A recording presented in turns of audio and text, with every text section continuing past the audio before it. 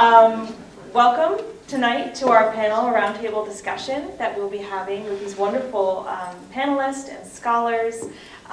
We will be doing a quick introduction about why this is all happening, why this exhibition, who we all are, and then we'll jump into the questions. And this will last about 90 minutes. Excuse me. So we will save about 10 to 15 minutes at the end for any questions from the audience as well. So welcome and thank you. And Karina Vázquez, please. Well, thank you all for coming here, and I first want to start with the acknowledgement.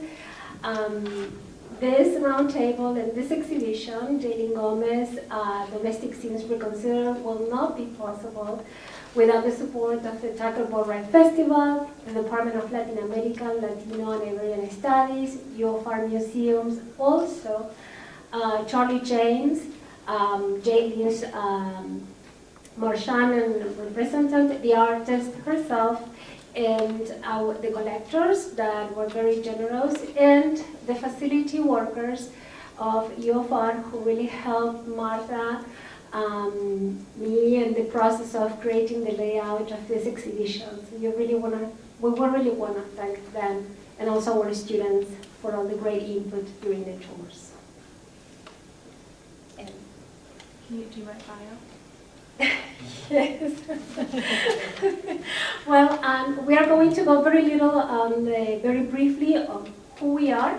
So we'll start with Martha. Martha Wright is the Assistant Curator of Academic and Public Engagement with the University of Richmond Museums.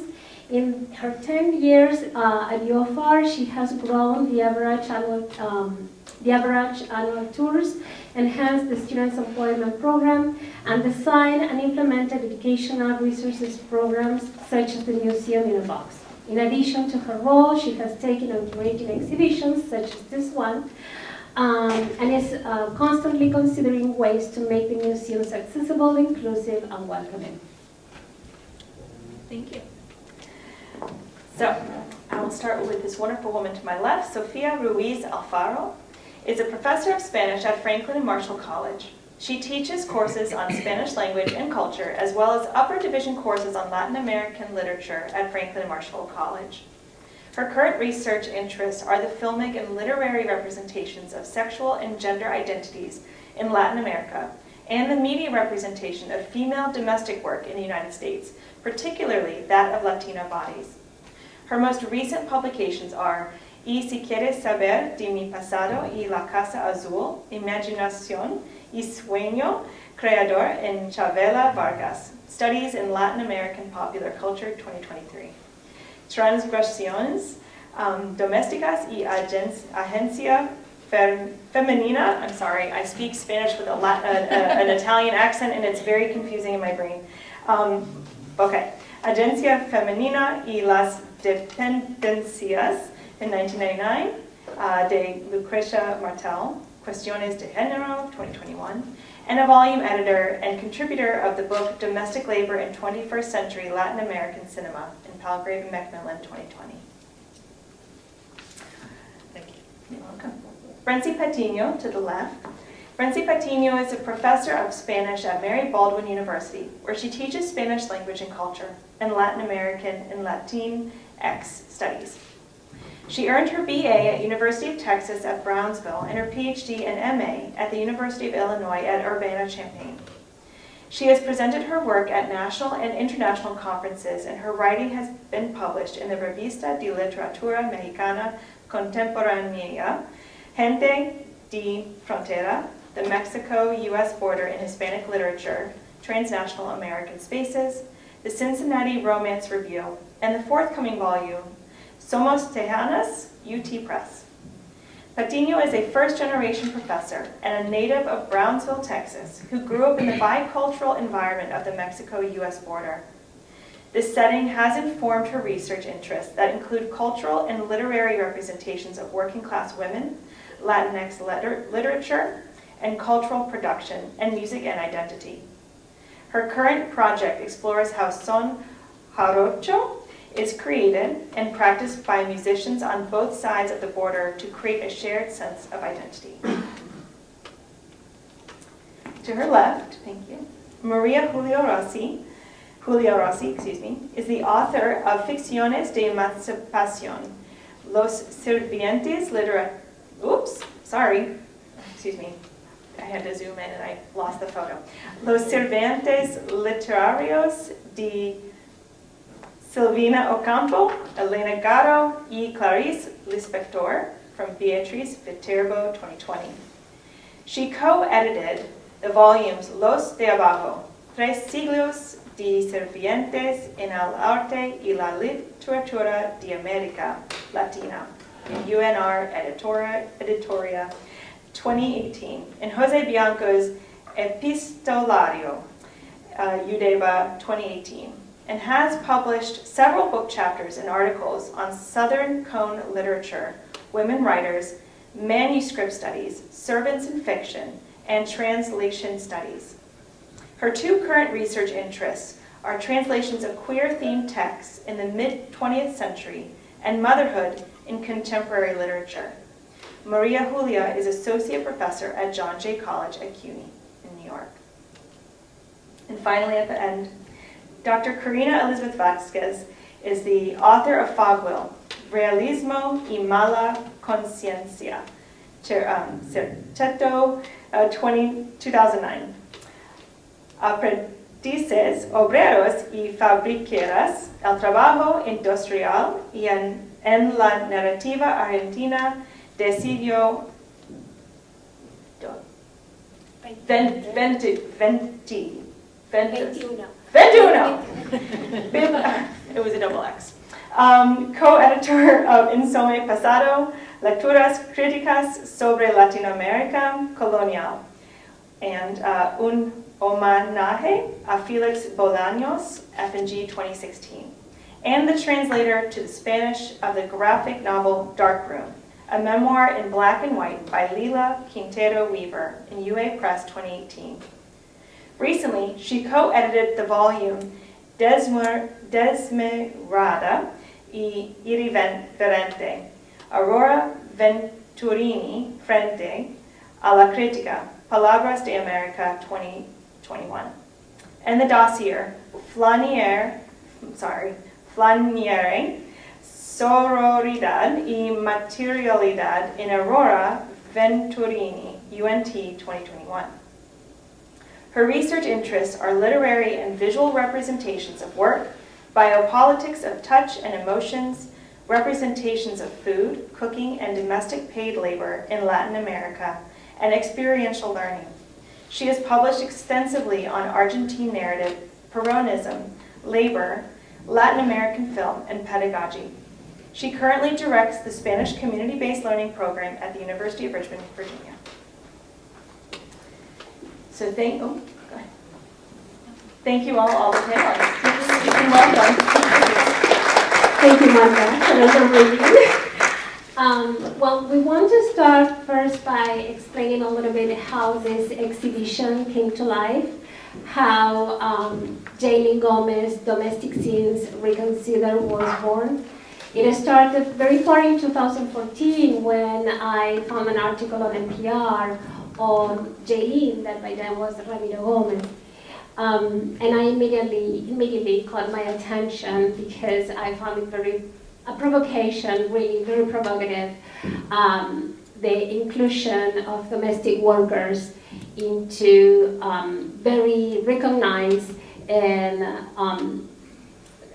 very, I will say very, I cannot find the word in English, but very recognized visual art like David Hockney, very famous paintings like Matisse, all the series of the Blue Notes, and I became fascinated with that. Not only because I work on domestic representations of domestic workers, but it really made me think a lot about the division or distinction between intellectual labor and domestic and physical work. And when Martha and I met and we started to work on our tours, we thought, well, it would be really great to have this exhibition here. So we finally came out to curate this exhibition. And the images that we have came out to be a displacement of what we originally thought.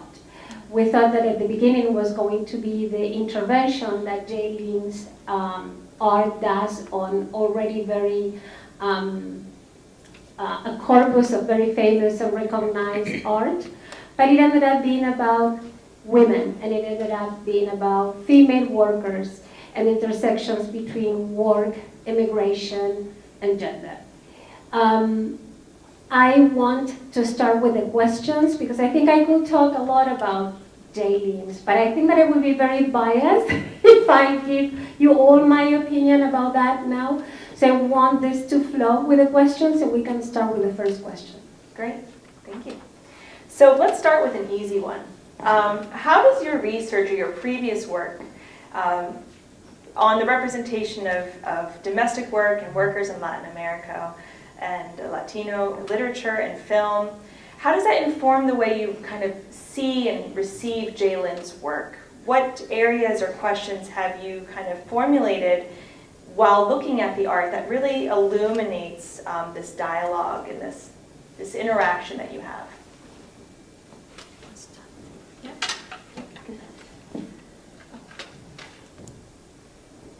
Thank you. So I started looking at how Hollywood has represented the housemaid, but especially the Mexican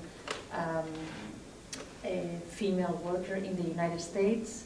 And I thought it was fascinating and at the same time problematic that I always found the representation to be still stereotypical and very simplistic.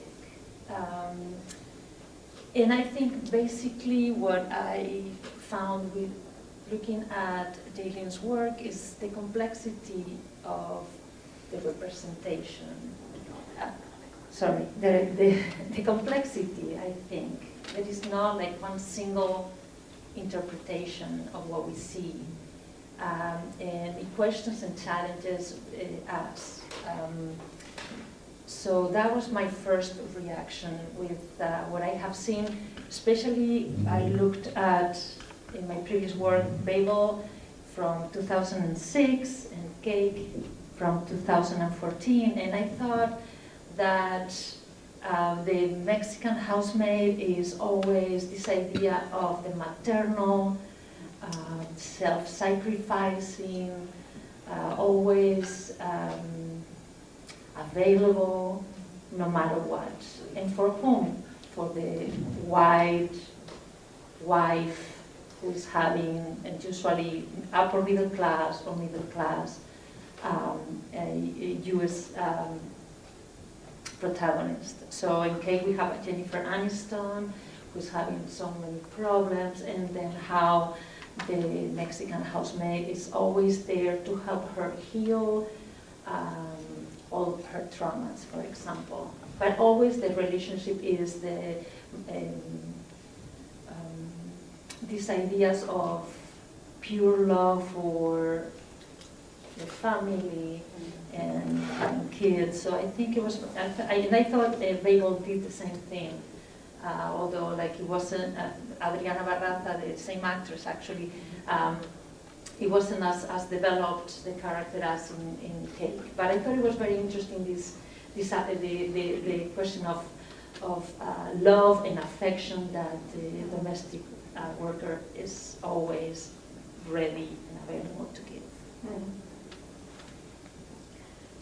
Okay, so in my previous work, in my previous life, in my previous line of work, I looked at the power dynamics that happen in the domestic sphere between the employer, typically an affluent white woman, whether in the United States or in Latin America.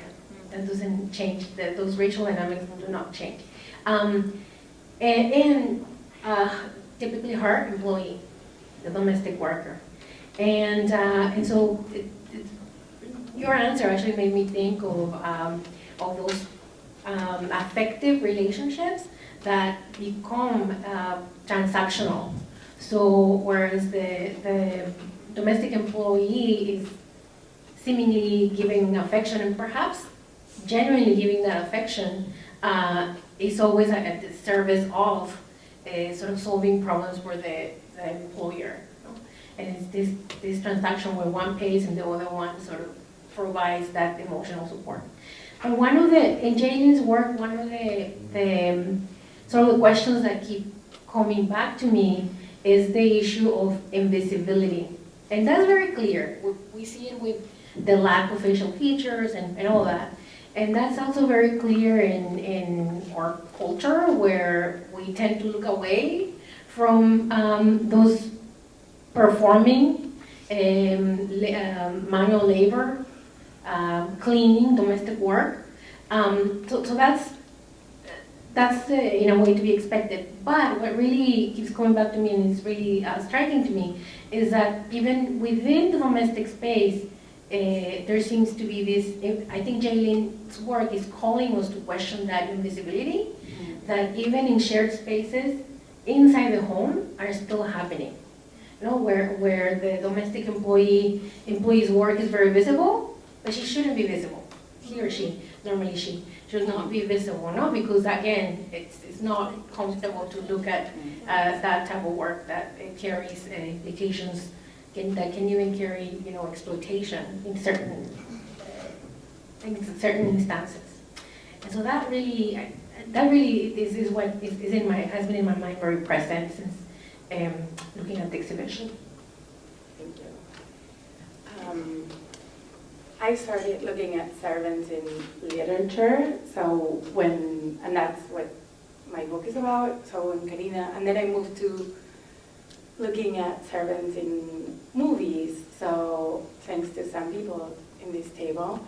And then, so when Karina invited me to talk about painting, I thought I was not the right person to do it, because what I was interested in, and I'm still interested in, is the aesthetic part. Like, we all have opinions about domestic service one way or another. It's very unusual that when the topic comes up, someone says, oh, I don't know, I don't think anything about it. We all have something to say, we all have some sort of relationship with the topic, but there's something about artists that can say something that other people cannot, can make us feel in different ways or consider something that we haven't before. And that is something that art can do, any art, literature or paintings or movies. I think when I saw Roma, the movie, it was like everyone had an experience and everyone knew something, and there was something very specific in the way that movie portrayed personal relationships and domestic service. So when I started looking at Jalen's paintings, I was interested in seeing what was specific to this way of thinking about domestic service that I haven't seen in other places. And of course I connected with things I've seen before. As we were saying, like invisibility is pretty much criticized by many artists in different ways. And so I was interested in the materials that Jalen uses that are so distinctive, and how clear and sometimes even aggressive these images are for like what they are asking us to do as viewers, like the specific artistic part of it.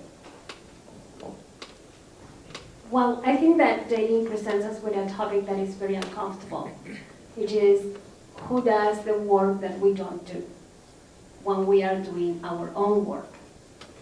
And particularly in art, as well as in film. I mean, you mentioned Roma, but we all of us have worked on an extensive corpus of films, recent Latin American films, on domestic workers, or where the domestic worker is the main character. But there is something that is always missing, which is the moment of the payment. And Jalen has some paintings in which, and some collages in which you can see that the worker is waiting for the payment. They are waiting for the check. They are waiting, right? Rossi's waiting for her check, Herminia's waiting for her check. Someone there should be coming and paying, but is making them to wait. And that is a power dynamic. It's very subtle, but sometimes when I first saw domestic scenes, I didn't pay really attention to that, because the most interesting thing was the intervention that Lynn does into canonic art.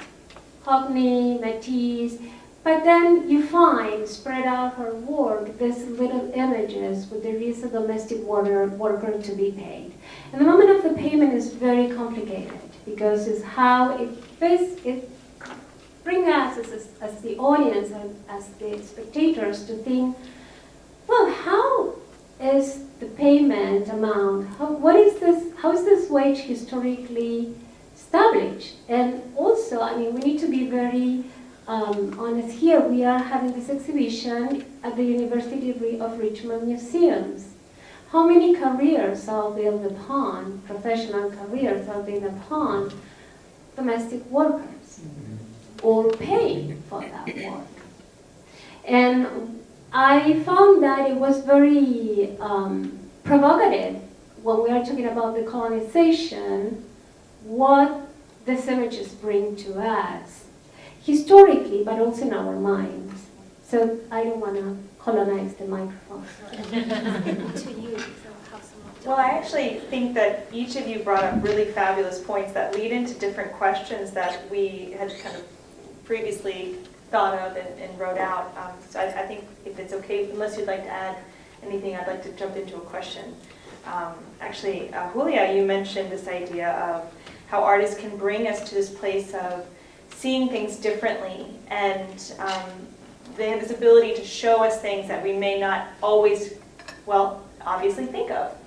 And so this idea of Lynn's art, she does this beautiful thing where she talks about the presence of, and this goes into what Brenci said as well about invisibility, but this idea of presence with immigrant work, and also this American way of life.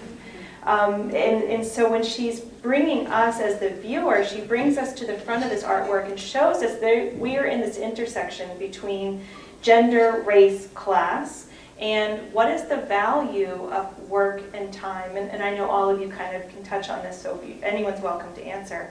But as we're thinking about these intersections, and what is that cultural meaning? How do we tend to that? How do we understand that, see it, and respect it? How are these social meanings of this love, domesticity, work, and presence?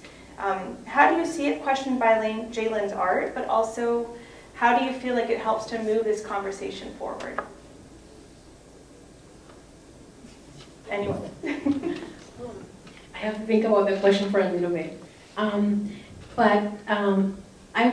The first thing I would say is really about women's work outside of home in the marketplace that are a lot of times made possible by the domestic work, the services rendered by another woman. And I think in Lynn's work, that the idea of love, because I know that was one of the questions that was one of the things that was in your question. I don't know what was. Sorry, because I have many things in mind. But I wanted to talk about feminism. And feminism because you talked about the intersectionality. And so typically, you know, from what I see it, a certain area, a certain sector of women with a certain educational level have benefited from traditional feminism. But if we really want to achieve equality and equity, then we need to take into account those intersections, where the experiences of a brown or black woman are not going to be the same as someone in the United States who with certain privileges that being white affords. And so thinking about these ideas brought me to the idea of love and how that is represented in Lynn's work.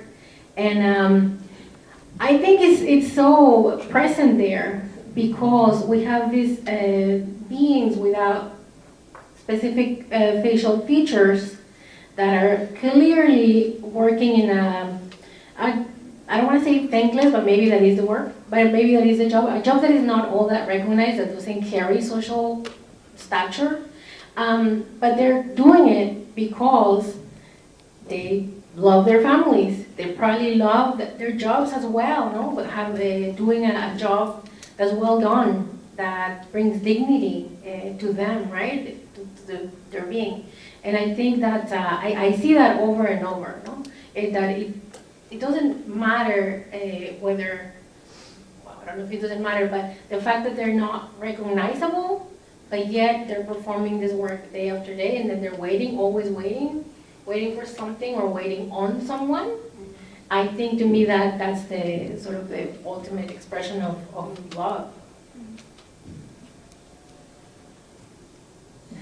I was going to comment on something just because your question or your comment was so touched many things, but one of the things that we also see in most of the work that I saw today was the proliferation and the abundance of objects.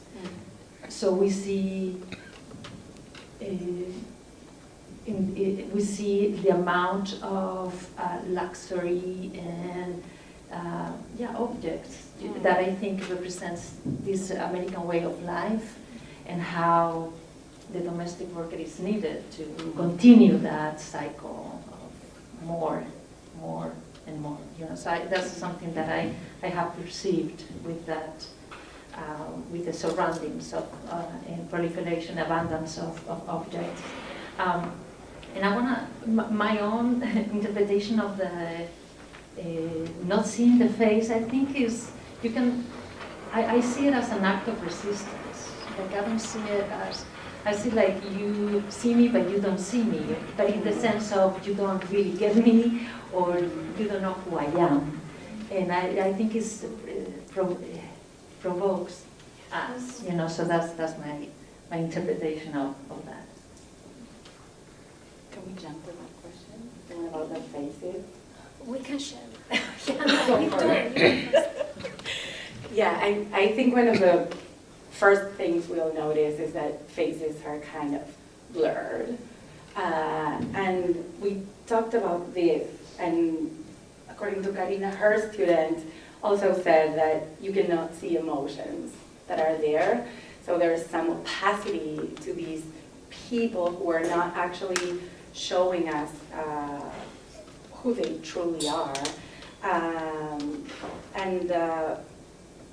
I agree with that. I think that is something very, like when we try to intellectually see what's going on with a picture with no face, that is one of the things. Another thing is that it can be anyone.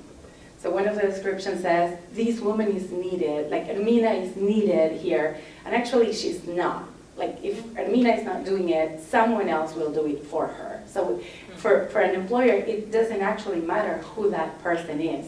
So saying that in a painting, saying this face could be anyone, it's very moving because it's also making us think of the people we know who is occupying that spaces that for us, or if we used to be that person for someone else. So that placeholder of a person that we can still see it's a woman, that we can still see has certain skin color. So it's not any woman, like it's some particular woman within this group. And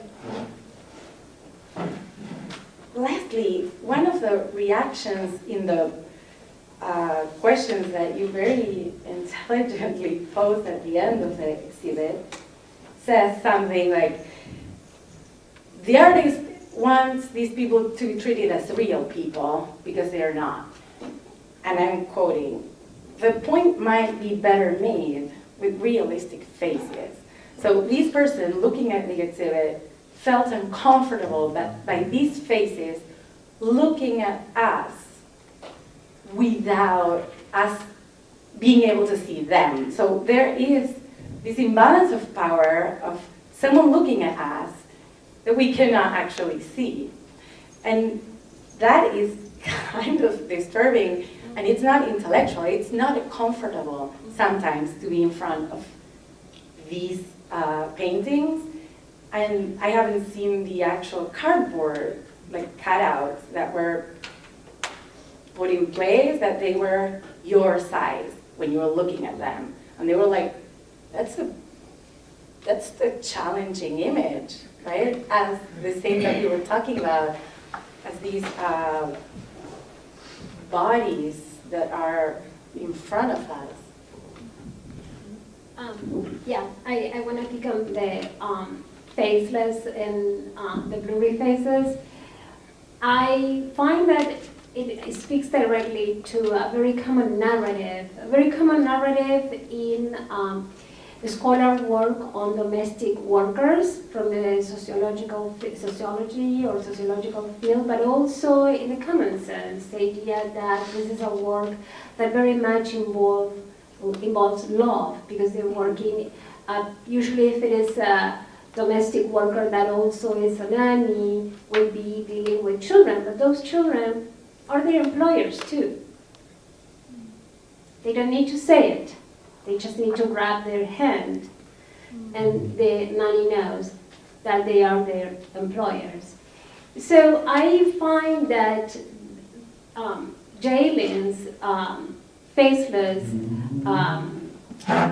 silhouettes question and challenge that narrative of love. Because what is a face? A face is where we express emotions. So it is very disturbing. You are seeing at them and you don't know their emotions. But what is emotion? Emotion is the building up of some intimacy and intimate and interior life. So I cannot see who they are. And that is a challenge in power too, because what we can see here is that the narrative of love might be very much a narrative and rhetoric that employers use to cope with a very imbalanced, power imbalance between them and the worker. So I find these two things, right? I mean, a lot of about identity, but also a lot about the employer's identity. Who needs the narrative of love? And I want to thank someone here in the audience, which is Karina, my student there, because we have been talking about this in the essays, and I need to recognize that this was a thought that I came up with in talking to Karina. So she's here, and we need to acknowledge that. But I don't know. Wait. Yeah. ¿Por qué no? ¿Por qué no?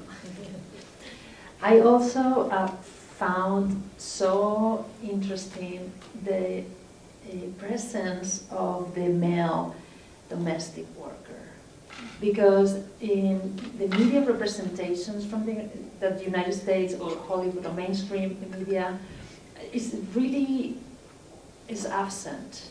The male domestic worker is almost absent. In its place, we have other stereotypes. The violent, drug cartel, macho, Latino. But here I find that there are so many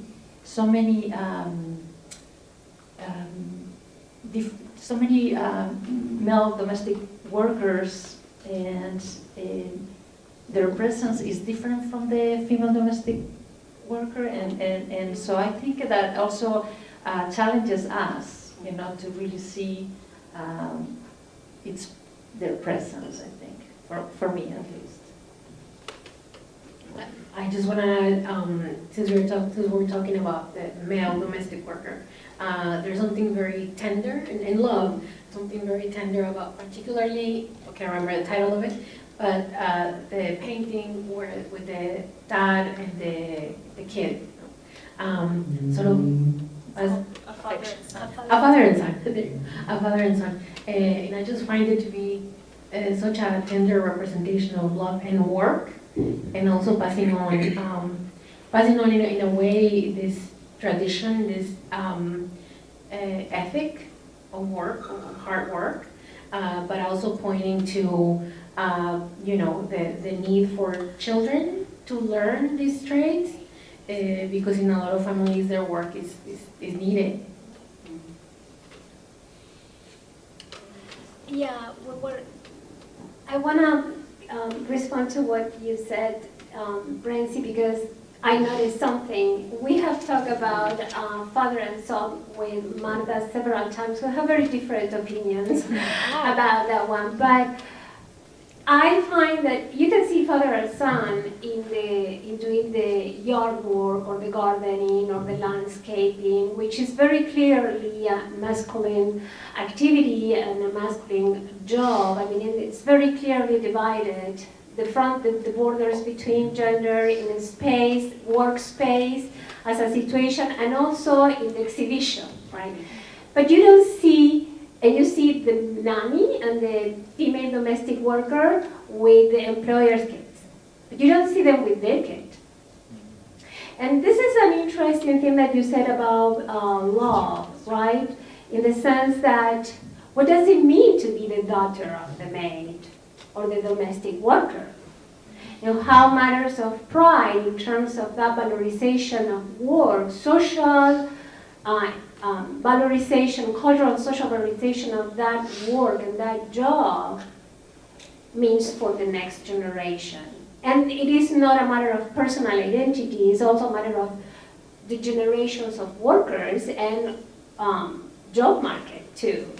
Particularly in societies with lots of economic crisis, I'm thinking in Latin America, but also in societies that rely a lot on domestic immigrant workforce. Yeah. I'm a slow thinker. I kept thinking about the paintings that you mentioned about waiting for the check. And this book, which I find very interesting and thought-provoking, mostly because we can see what Jaylene thought when creating the things, but there is some tendency that I think we all have, but affirming this in the book, I found problematic to say that these women waiting for their check are eager to leave. Do we know that? Like, I don't know. Sometimes we are eager to leave work, and sometimes we're not. Sometimes we are tired, and sometimes we're some other things. Maybe they're in love, or they just went for a breakup and going home is painful. I don't know. Like, there are so many stories that can be minimized to just what we see. That person waiting for a check with no face and no expression is much more than that. And all the paintings that have tools that make us immediately think this is a worker, this is a person working, and that's a clear sign for us to understand that role is hiding something else. There's like an entire humanity behind that that tends to disappear when we are trained in this social grammar that means this is a nanny. And we cannot see beyond that. The first time I got this book, I saw it with a 3-year-old. And one of the first paintings that you see is that one with the gardeners in the super rich house. We also see the original one, the Hockney version, where you have the collectors. So I asked, what is the difference between these two? And the 3-year-old said, the people are different. The kid was speaking in Spanish and said, las personas son distintas, which is in no way what any of us would have said when seeing these pictures. Like, this 3-year-old didn't see many things that we immediately recognize. Like, we see rich people and we see workers, and there's no way we can see other things because we're trained to see that. And I think these paintings are calling us to go back to that cognitive luxury of being 3 years old and see the human being behind that. I want to comment on the father and son because it also impacted me when I saw it. And I think it's that this thing about complexity that I mentioned at the beginning, how complex for me these paintings are, because it is what Brenci said, you know, just the love and the work and the cycle. So we can see both things, you know, it's so complex. So that was my thoughts. Like, yeah, I see that, and I see the love, and yes, of course, it could be teaching work ethics and, you know, hard work and everything, but in affection, but also the end, that is the cycle that we don't know if it's going to be broken. No, or so that was my thought on the thing. You have another question? Yeah, I just wanted to give space in case anyone wanted to respond to that. Amazing thoughts, thank you. And okay, so it's like going into other questions that I am excited about, but also really, really love all the things you pointed out. And I do encourage people to see the father and son painting when you see the exhibition after during the reception. It's the way it's situated in the exhibition. We kind of purposely put it next to one that you'll see up here called Ruido. And so it's two, you know, both show a man with the leaf blower working. It's just one is one scene, the other one is a different one. And I encourage you all to sit with both of them and see how you receive it, how you react to it, and how it makes you feel and what thoughts come to mind. Because I think when we can really investigate the initial thoughts that come to mind, that's the magic moment in an exhibition, when we can really start to pick away at what are my preconceived notions about X, Y, and Z. Martha, I thought that also the size of the painting, right? This is small. And I'm like, this is like an afterthought. This is like the different sizes of the paintings are, for me, also challenges us in the interpretation. So that this one is like, no, Father and Son is really small. Yes, it is. In comparison to other, like the Ruido is big. So Yeah. I wonder what's going on there. Isn't it also, in comparison to the other paintings, isn't it very precious? Like the sky is so beautiful. It transmits so much peace. They're not actually working. They're kind of walking towards us. So next to the one that says Ruido, and you imagine that machine and the noises, and that one it's also smaller, so details, and there's nothing precarious about that painting, as you can see in other paintings, like the pages or the cardboard. Like there's something really rough about the other ones that these ones, like, not at all. Which kind of is a deviation from this, but I think that's a really important point. It's like, yes, the sky is different. Yes, it's smaller, which of course small things are adorable. But also the presence of the child, it changes the dynamic. If we just saw the man walking alone, it would just be like, oh, daytime, nighttime. And we probably wouldn't change our perception of the man, the laborer. But with the presence of the child, it changes things. And I've had people in tours ask me, well, is that just because I'm a mother of a young boy? And I said, yes, but also no, because I think we all tend to be much softer around people with children, or when there's children around, I should say. And so it does get me thinking, like, at what age do we stop thinking kids are cute? And that's kind of it's a serious question, actually, because we all have different answers. But, like, you know, at what point would that have gone from all to, if he's a teenager, would it be like, oh, you know, now there's two people, or whatever the reaction might be. It's just to me, it's very thought-provoking. Yeah, please. So your comments made me think of something that we see very often in our society, in which Latino, Latine kids, particularly boys, and African American young men or boys, are seen as older than they are. No? And that I didn't really think about that with this picture per se, but your questions sort of got me thinking whether that's another line of questioning that Jaylene is also posing, given that it's beautiful. I agree with you that it's very serene and very peaceful, it's the scenery, but also it's work. It's really directly related to work and a father teaching. Yeah, I didn't find it tender. I thought it was a very heavy commentary on this determination, like Engels, kind of the son of a doctor is going to be a doctor, the son of a cleaner is going to be a cleaner. So these, and I thought it was my fault, within this super precious and peaceful landscape with this pink sky on earth, things are ugly and there are no options for some people in some places. So, and I know that's changing. Like, I work in an HSI and full of first generation students, and that is not what's happening, and Jaylene is an example of that. But I thought it was a really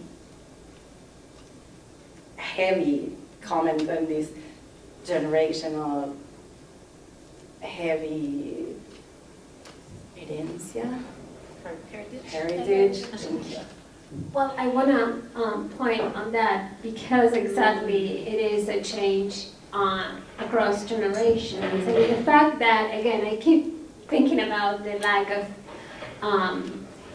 faces showing the workers' expression or emotions would leave us with inability to really see what is going on there. It really breaks the idea that this is, yes, there is emotional work, as it is emotional work in our teaching.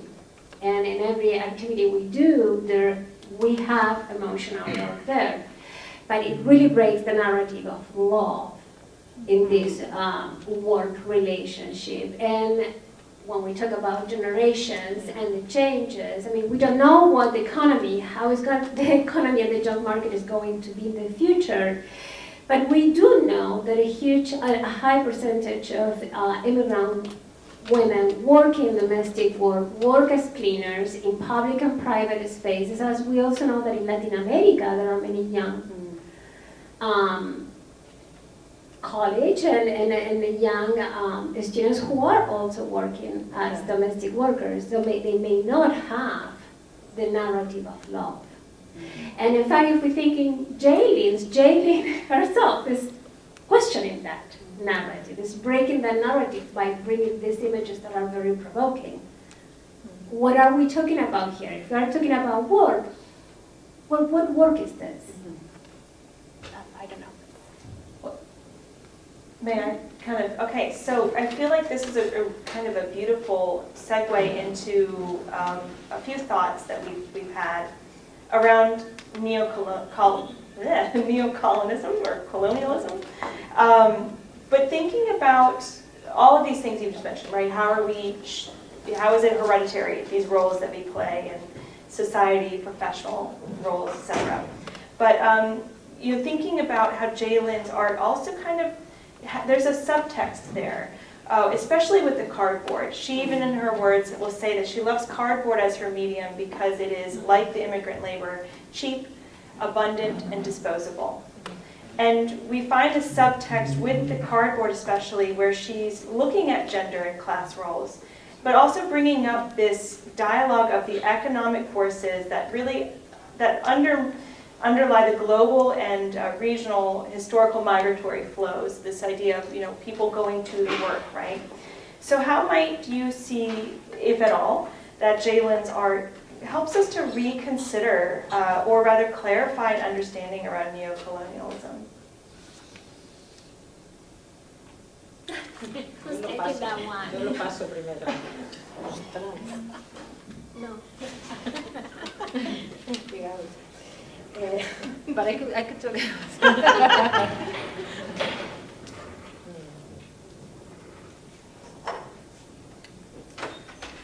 I can Yeah, rephrase yeah. it. Okay.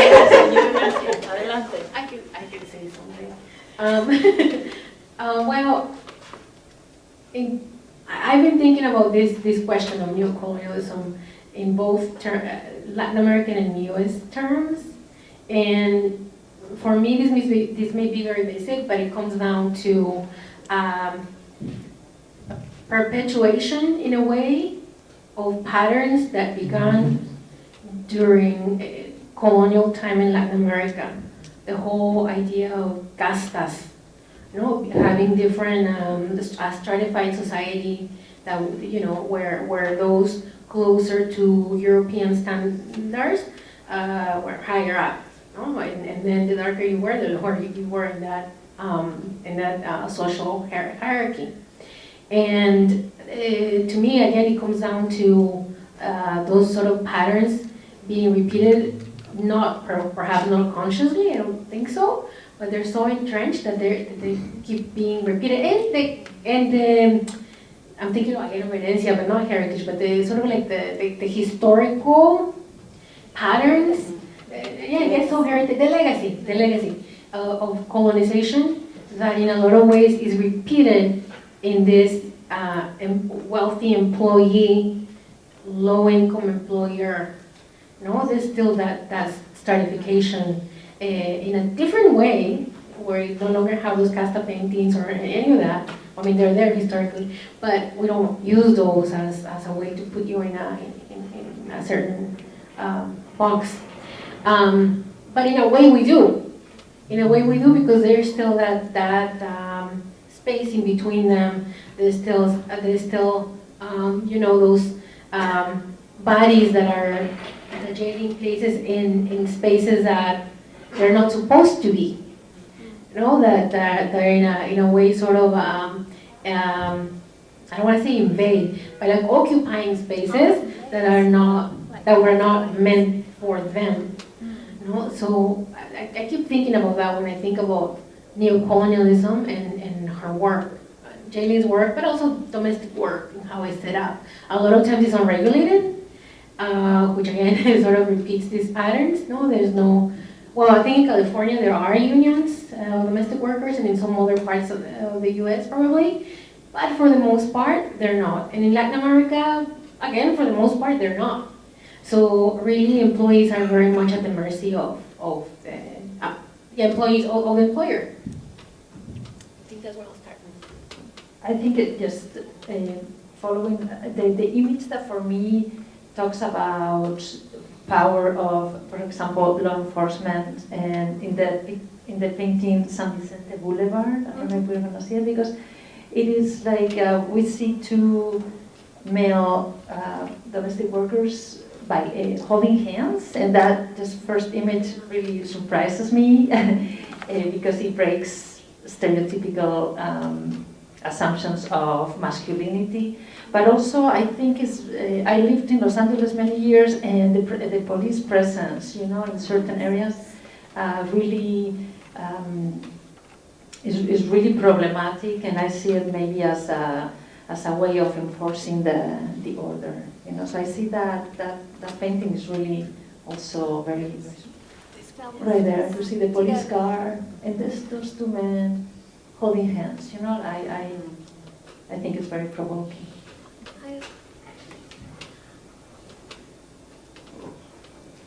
I kept thinking what Brenci mentioned, and I want to bring the thing about colonialism into one of the paintings, one of the collages that we have in the main wall, Olympia taking a break. I mean, I love that one. So I love them all, but that one is in many ways, well, not only is an intervention of a classic painting by the Manet, Olympia, that poses on the bed, a prostitute and a woman of color, a servant in the back. So what Jaylene is doing is bringing into the bed the woman of color. So it's bringing into the front what was in the back. So we can see there an act of shifting and switching, right? It has a kind of the colonial agenda. But what is bed? What is the place where we sleep? Sometimes we make love there, we desire. So what I really like from that image is that I do not only know her emotions, but also it is in the bed. So maybe it has a desire. So I really find very provocative and very decolonizing the idea of rethinking and start talking about what is the relationship between work and desire, if one kills the other or not, and what also is that means not being accessible or being totally accessible or repressing the desire of that other employer, particularly when the employer is a male. So we can go there to many narratives about male employers and the female employee. But I really find that at some point what Jaylin is telling us is that at the colonizing agenda should start in the way of we see these images and maybe we question who's doing the work at home. In my home and in my mind, who is doing that work and how I'm dealing with that, which is very uncomfortable most of the time.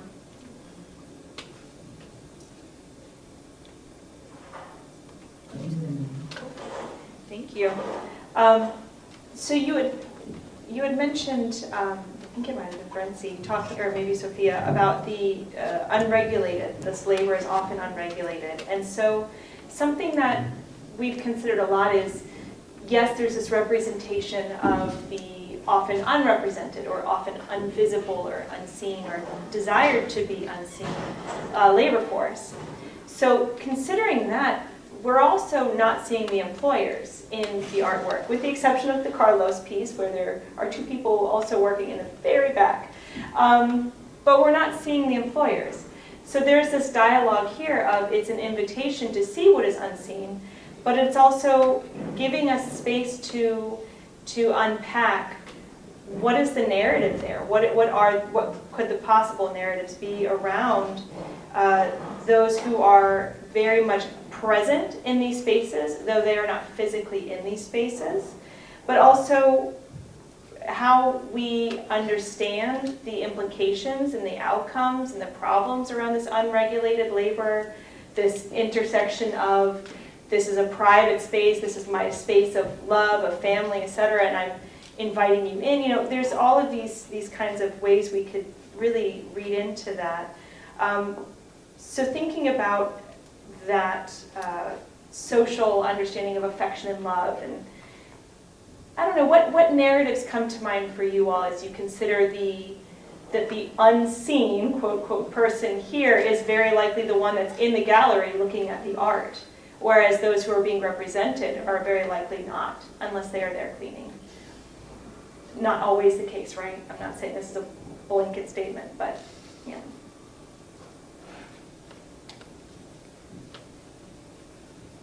I think you're talking about two different things. The first one, when I was looking at these things, and one of the first things that Jaylin says in the book is they're in a park, and Jaylin says something like, this is a very different place at some other time of the day. Like you see nannies now, you see gardeners, but then at some point, some other people who look very different show up, and this is a very different place. Like what you see, the social landscape is very different. And thinking about that and looking at these paintings feels like a very theatrical metaphor. Like this is the behind the scenes.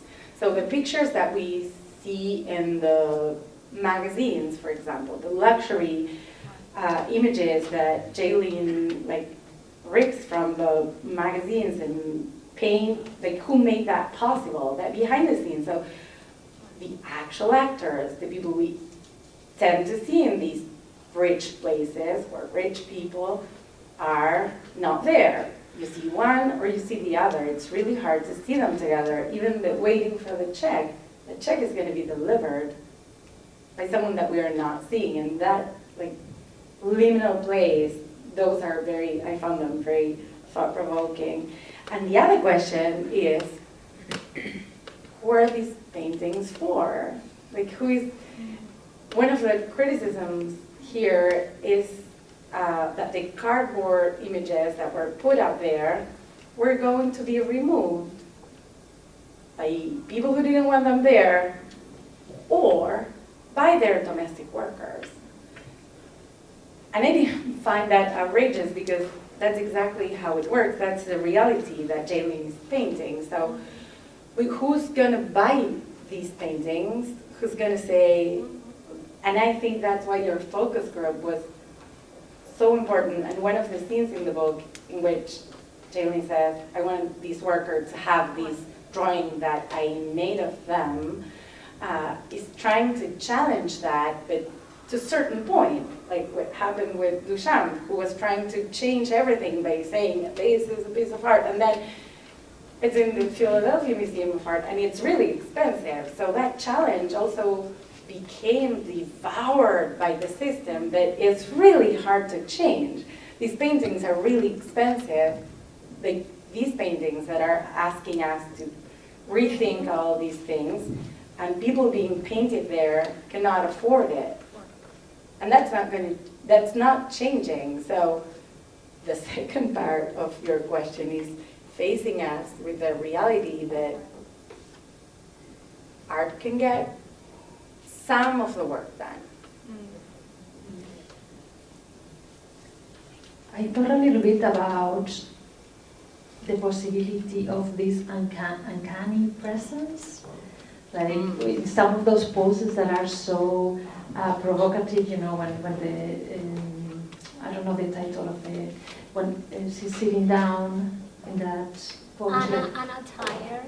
Anna tired. And I'm like, oh, what if the employer comes and sees you? So like I feel that tension because there is this invisible power dynamics that I know she shouldn't be doing that, right? And so I wonder if it's this sense of the uncanny sometimes with this invisibility of that part of the relation of work, you know, that it's always there, right? But it's a little bit uncanny some of the scenes. I like that you use the word uncanny. I mean, when I think it, again, in Olympia taking a break and Anna tired or Miriam's reflection, I cannot stop myself of going back to where I am from, Argentina. But also you have seen in your book and in your book too, I mean, we know that there is a common narrative and that about the fear that the middle class or the high class employer has of the maid steal. So when the uncanny, when you said the uncanny, I don't know. I mean, that's what came to my mind. I mean, it's challenging that, right? Because is it stealing time, or maybe it's tired and it's taking a break because it does need a break. And that was a great conversation we did have with the workers, right? What do you see here first, and how do you feel about these narratives? And I think that, again, it is great that we as Maria Julia said, as observers, we are observers here, but in a double way, or in many ways. Maybe you are also being placed in the side of the employer, and that you can feel that uncanny fear, presence, and ominous thing there that is floating, but maybe she's just tired in your seat, in your chair.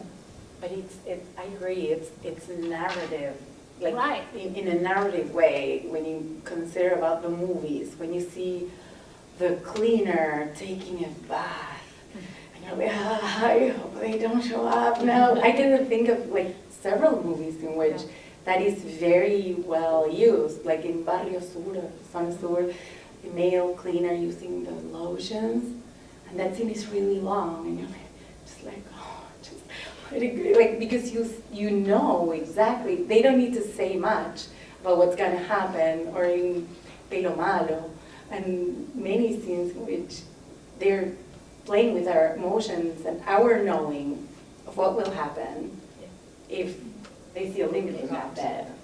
Well, but I go to something that you mentioned, Yeah.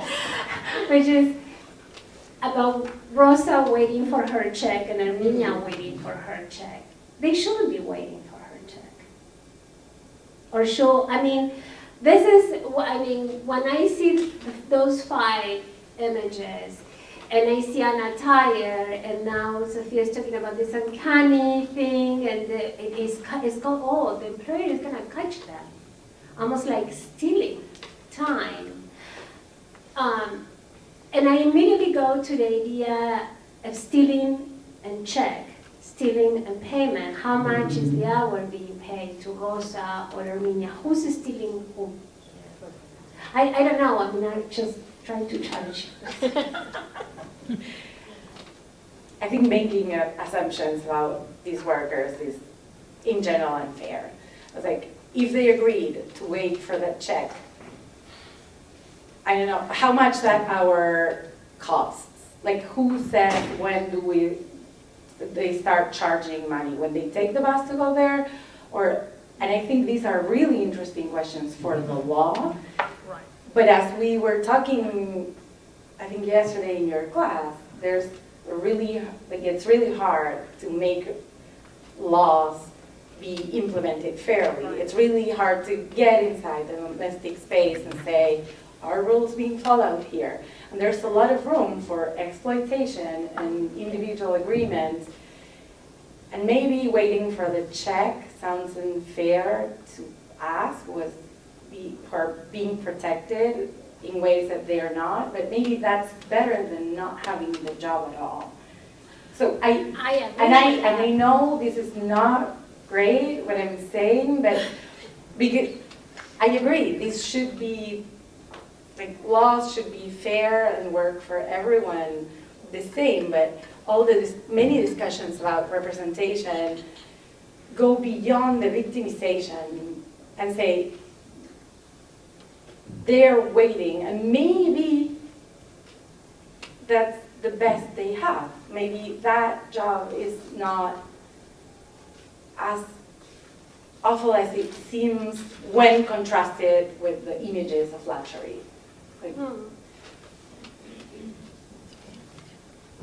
I think for me it's the representation of inequality of the power dynamics. So obviously there is this powerful image of the employer who's going to pay, you know. But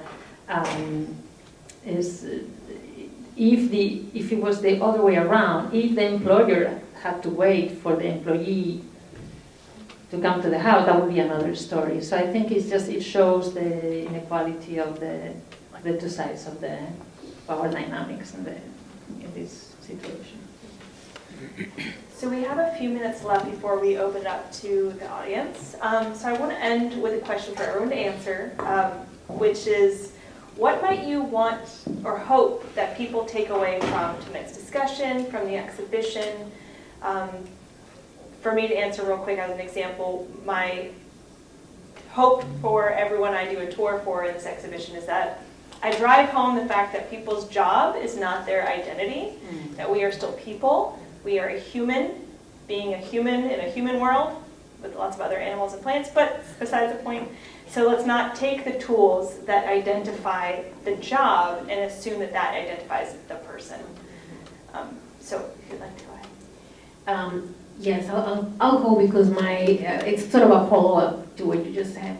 I hope that people take away from this conversation, but particularly from the exhibit, that domestic employees and those who do the invisible work are full, complex human beings, and not just, someone who, again, a presence that's not a presence because it's invisible, or just someone who performs this job that keeps not only your house going and clean and nice and pretty, but really that sustain U.S. economy. If you cannot go outside of your home to work, then we're going to have trouble, economic troubles. No?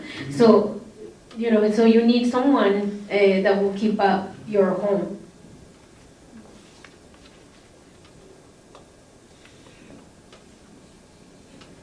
I would just thank the students, in the sense that I feel very happy that we have this exhibition here with a young artist, a young Latino artist that was born very close to the nanny tax scandal of Bill Clinton, and his, I cannot remember the English word. Undocumented?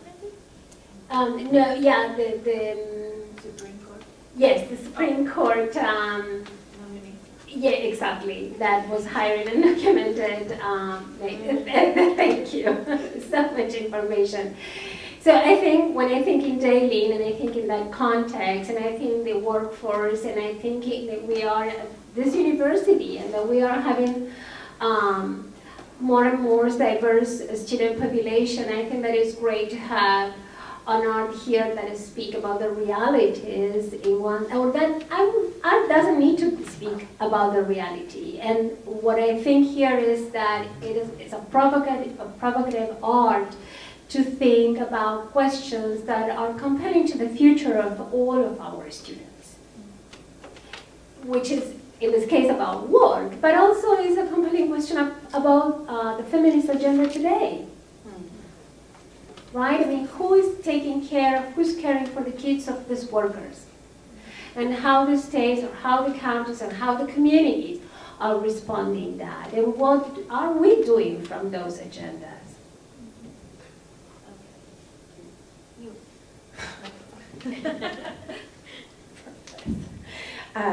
I think two things. The first is connected to what Brenci and you, Martha, said, and you too, Karina, is these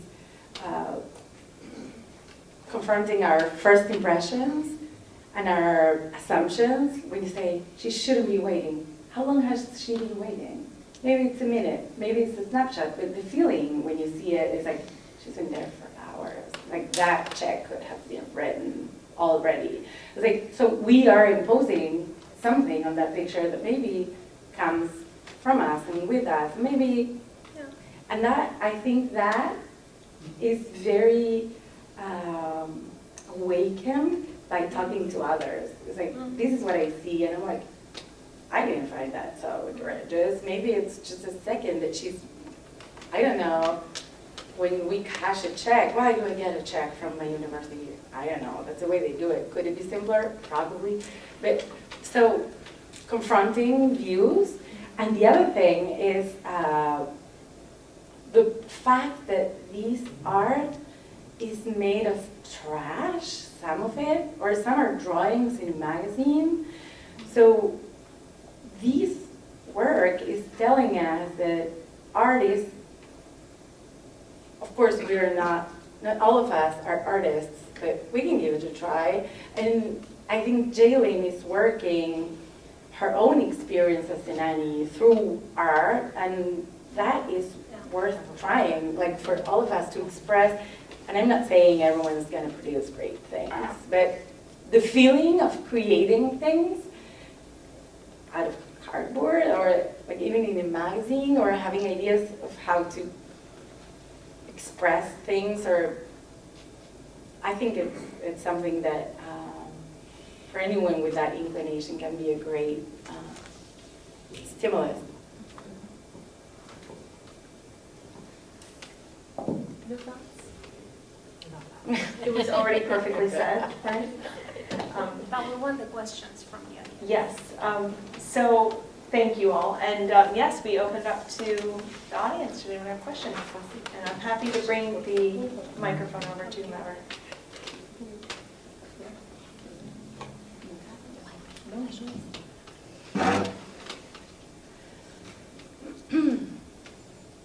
Well, questions or comments or Complaints, we take complaints. Yeah. Or other interpretations. Yes. I was thinking about the effects. For the recording. Estaba pensando en el efecto de la imagen. In the effect of the image. Yes, because this imagine about Olympia is not about the waiting the check. It's a stimulus for thinking. There is a person who needs to wait for the payment, because I'm not. My payment is in the bank. And there is a person that needs to wait. And also, I've been thinking sometimes for some people, the payment is not that they agree initially. Then it's waiting more. Because thinking about the consequence, the effects of it's a provocation. half of it divided.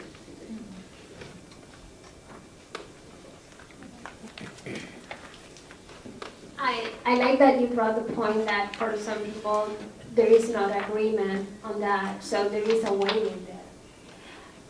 What I think in terms of waiting is in terms of a check or cash, in terms of a lot of this work is done informally. This is what is called informal economy. And immigrant women and internal migrant women in Latin America, but we can talk also about Europe in this, right? I mean, they move in an informal economy. And it's what exactly Maria Julia mentioned before. I mean, we do have laws. I mean, there are very progressive laws in Brazil, for example, but also in the United States, there are laws to regulate that. But the problem is the nature of work that Jaylene shows in the spaces is who is going to go to check at your place, at your home? What happens when home is also a workplace for someone else? And I think that the exhibition shows well how you can see this, the borders or the frontiers of gender in women work inside and men work outside. But there is also series in which a male worker is waiting for his check. Yeah. I don't know if you want to apply a little check. I think what you're pointing out is very at the core of the problem of domestic service, which is their time. The price of their, not the value, the price of their time is different from the time of the people employing them. Because otherwise, right, you would do it, but there is a distance between these two things.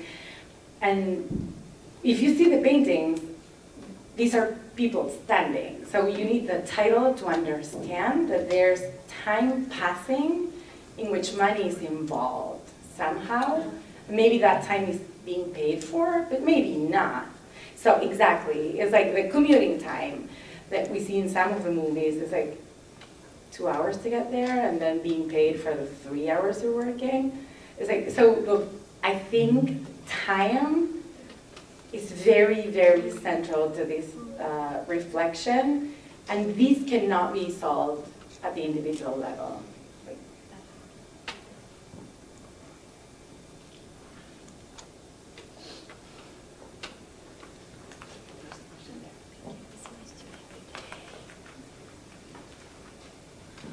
This is not so much of a question, more of a comment, and I figured I'd ask if you guys saw it this way too. Given that the workers in the painting don't have any faces, I kind of noticed that, like, in the position of the viewer, they're not faced towards you either. Like, there's this hierarchical, like, kind of imbalance between you and the painting. They're not facing towards you as if they can't look at you being in this position that you are granted to be able to look at this artwork and that kind of thing. So I was wondering if you guys kind of, I guess, saw it that way too.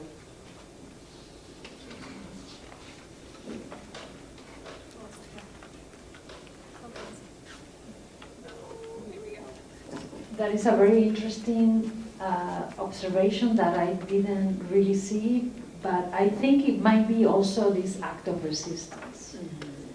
I think it's obviously not coincidental that you saw most of them, of the female, because I don't think it happens with the male domestic workers, or not as much, but I think probably it's also an act of resistance from part of the work. I don't have too much more to add because I just like Sofía, the same thing for me. You're making me think of it in a different way. Thank you, that's great. But I do agree too that it can be an act of can be read as an act of resistance. Just like their presence in these very opulent spaces can be seen as an act of resistance. And also that face is saying, what do you make of this, of this empty space in which you should be finding something else that's not there for you.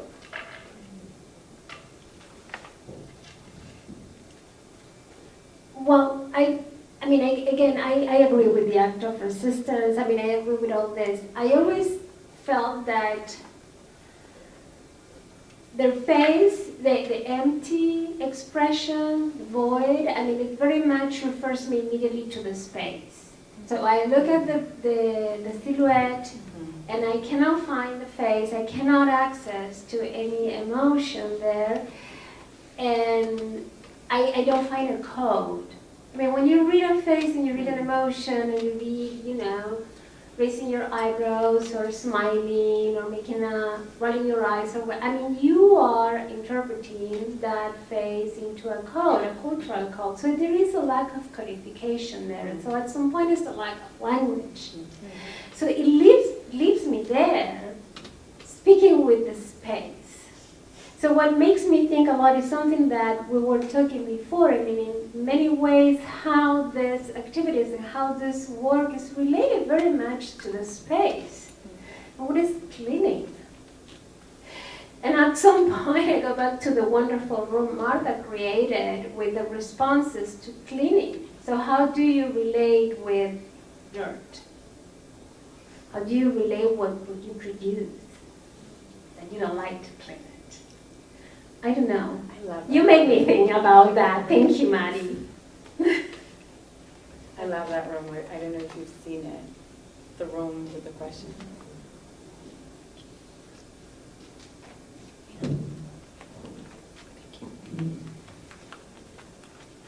I guess it's kind of a comment because I was very interested when you were talking about like the concept of the nanny and how she can have the employer's kids, but then how she can have her own kids and how that relationship ends up having a barrier because while she's expected to do parental labor with the employer's kids, it's never going to be the same as doing the parental labor for her own kids, and how that image ends up being like perpetuated where she does the labor of love for the employer's kids, but also must do it for her own kids, and that relationship's never going to be quite the same because of the employer-employee hierarchy.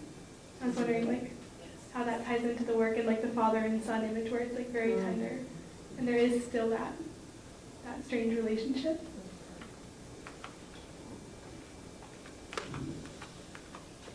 You were talking about the nannies. You were talking about what I mentioned, because I used, okay, I talk about nanny too. So it was your part, but I can start. I find it really hard to talk about love. The part I see is how the narrative of love sugarcoats a lot of unfair treatment. It's like she's like part of the family, and that prevents them from having like actual rights. So I see that as a real problem in how domestic work is thought about. The ties of love kind of happen. I find it really hard to make a general statement about that. You're working with kids, and it's really hard.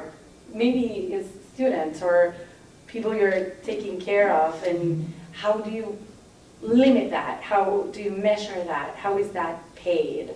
Or how is that controlled? Like, I think it's very difficult for me to think about that in terms of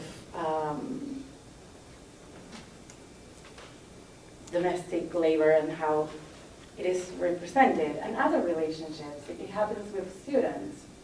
Like, should we be paid for the invisible emotional labor that we put into some of the things? Is that part of our job description? Isn't it? So I don't have many articulated thoughts about that. We fight a lot about this. I don't know if it is clear in this part, but Maria, She still invited me. because I very find generous. it valuable to have different perspectives.